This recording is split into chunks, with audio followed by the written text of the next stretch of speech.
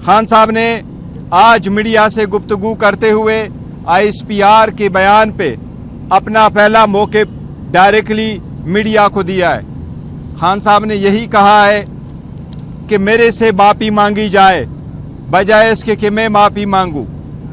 हम 9 मई की मजम्मत कर चुके हैं पहले भी, और आज भी हम उसकी मजम्मत करते हैं, लेकिन हमने यही कहा है ये किसने करवाया, ये खान साहब को 9 मई को किसकी साजिश पे गिरफ्तार करने की कोशिश की गई, गिरफ्तार करवा के किसने हुक्म किया था, इसी तशद्दुद पुरतशद्दुद तरीके से गिरफ्तार करना किसका ऑर्डर था, इस पे एक रद्द अमल आना वो नहीं किसी सूरत तशद्दुद पे हो सकता था।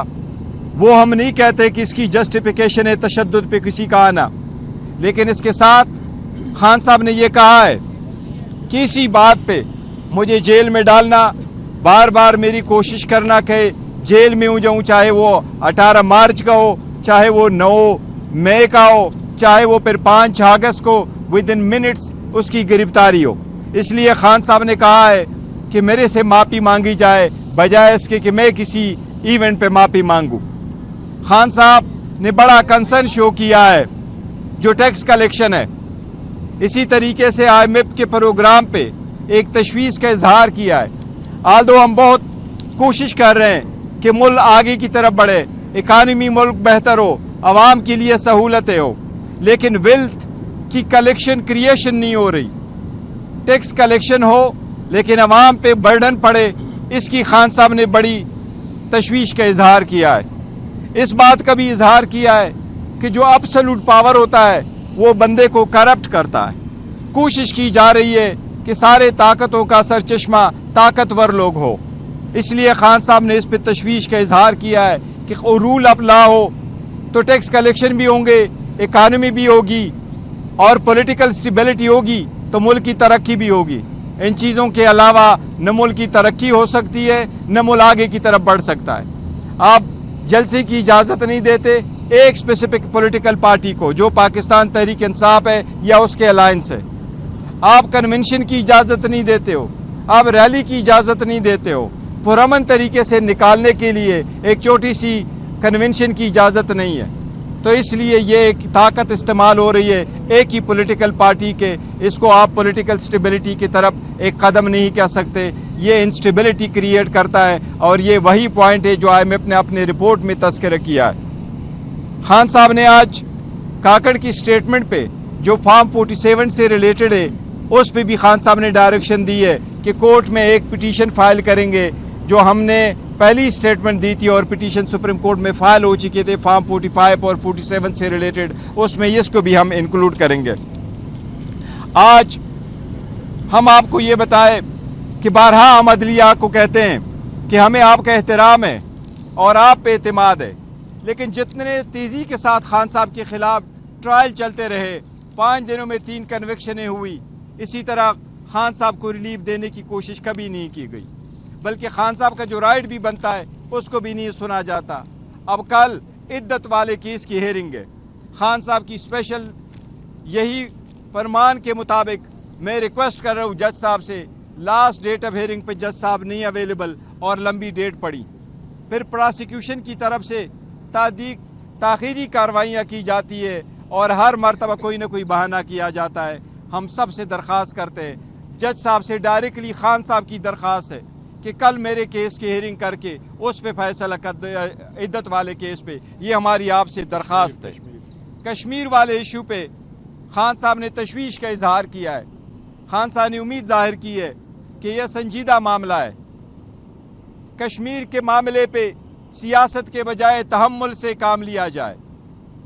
कश्मीर के मामले पे खान साहब ने किया है कि आपने हुकूमत एक पार्टी की ख़त्म करवाई, आवाम रिलीफ मांग रही है, महंगाई से लोग तक चुके हैं, आवाम के मुतालिबात बजाय उसको सही तौर से एड्रेस किया जाए। पाकिस्तान तहरीक इंसाफ आवाम के मुतालिबात के साथ खड़ी है। आवाम का मुतालिबा है बिलों से रिलेटेड, महंगाई से रिलेटेड उनको रिलीफ दिया जाना चाहिए। कश्मीर बड़ा एक सेंसिटिव इशू है, इस पे एक अच्छा मौके पाना चाहिए और कश्मीर के अवाम को रिलीफ देना चाहिए जो उनका हक बनता है। जी प्लीज़। عدالت کے اندر آپ کی موجودگی کے اندر جو عمران خان ہیں انہوں نے جو 2 صفحات پر مشتمل جو بیان تھا وہ لہرا کر بتایا کہ یہ رجسٹرار سپریم کورٹ کا بیان ہے جس میں انہوں نے یہ بتایا کہ 35 ارب روپے جو ہیں اس کے اوپر مزید پروفٹ لگ چکے 13 ارب، لیکن جو نیب ٹیم ہے انہوں نے اس کی تردید کی ہے، انہوں نے کہا ڈاکومنٹ شیئر کریں گے رجسٹرار سپریم کورٹ ہے وہ تو انہوں نے تو ابھی تک بیان ہی عدالت کے اندر جو ہے وہ قلم بند نہیں کر رہے ہیں۔ دیکھیں آپ کے پاس جو گواہ کی سٹیٹمنٹ آئے ہیں، آپ لوگ وہاں بیٹھے ہوں، گواہ جتنے بھی آ رہے ہیں، مین سٹیٹمنٹ یہی ہے کہ یہ پیسے جو جہاں جمع تھے اس پہ تو obviously ایک پروفٹ بیئرنگ اکاؤنٹ میں ہوتا، اس پہ پیسے کتنے بنے اور کتنی اماؤنٹ بنی اور کس اکاؤنٹ میں ہیں، یہ تو فیکچول ایشو ہے، وہ آئے ہوئے ہیں اور وہ وہاں موجود ہے، وہ پیسے موجود ہے، دس از ون تھنگ۔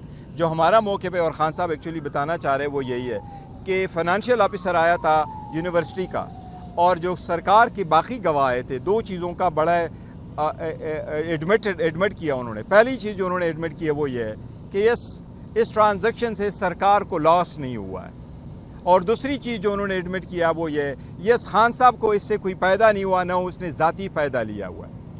اور تیسری چیز جو یونیورسٹی والے ہیں انہوں نے کہا یس ٹرسٹی کو بھی مالک نہیں بنتا، یہ ٹرسٹ کی اکاؤنٹ ہے اور ٹرسٹ کی ملکیت ہے۔ آج خان صاحب نے بھی آپ کو کہا کہ کیا شوکت خانم میری ملکیت ہے، کیا نمل یونیورسٹی میری ملکیت ہے، وہ آلموسٹ 1000 کنال پہ ان کی کنسٹرکشن ہو چکی ہے، اس لیے ٹرسٹی کبھی مالک نہیں بنتا، یہ اس کی ذاتی ملکیت نہیں بنتا، اس لیے خان صاحب نے کوئی فائدہ نہیں لیا۔ عدالت کے اندر آج دکھائی گئی ہے وہ کیا واقعی رجسٹرار سپریم کورٹ کی ہے یا نہیں ہے؟ دیکھیں میں نے وہ سٹیٹمنٹ نہیں دیکھی کہ وہ رجسٹرار سپریم کورٹ کی نہیں، انہوں نے سٹیٹمنٹ دکھائی ہے، میں نے وہ دیکھی نہیں ہے کہ وہ رجسٹرار سپریم کورٹ ایویڈنس کے لیے آئے ہیں یا نہیں آئے۔ اگر ان کی لسٹ پہ موجود ہے تو وہ آئیں گے، لیکن میں کہہ دوں جو پوائنٹ انہوں نے میں ریز کرنا تھا وہ یہ خان صاحب نے فائدہ نہیں لیا ذاتی، خان صاحب کی ملکیت نہیں ہے، اسٹیٹ کو نقصان نہیں ہوا، خان صاحب ٹرسٹی ہیں، اونر نہیں ہے۔ جی پلیز۔ سوال میں یہ تھا کہ آپ نے تو مختلف باتیں کی، نون لیگ چاہتے ہیں کہ مذاکرات ہو، راز نواز صاحب نے کل کہا ہے کہ نواز شریف ہے، تو مذاکرات کے حوالے سے خان صاحب نے کیا کہا اور کیا بنیں گے آپ؟ دیکھیں خان صاحب کی مذاکرات کے سلسلے میں آج بھی وہی پیغام ہے کہ میں پہلے کہہ چکا ہوں ڈائیلاگ ہونے چاہیے، لیکن ڈائیلاگ میں کر رہا ہوں، میں ڈیل نہیں کر رہا، اور جب ہم ڈائیلاگ کر رہے ہیں تو پاکستان کے لیے ہی کر رہے ہیں، نہیں ذاتی مفادات اور اناروں کے لیے کر رہے ہیں۔ اس بات کا ضرور ایک ہے کہ رانا ثناء اللہ نے جو سٹیٹمنٹ دی ہے یہ اس بات کا موقع پہ کہ وہ ایک بھی چیز مان چکا ہے کہ یس خان صاحب ایک حقیقت ہے، پاکستان تحریک انصاف حقیقت ہے، پاکستان تحریک انصاف کی جو وکٹری ہے وہ ایک حقیقت ہے، وہ فائنلی یہ مان چکے، تو اٹس اے گڈ سائن کہ یہ انہوں نے یہ مان چکے۔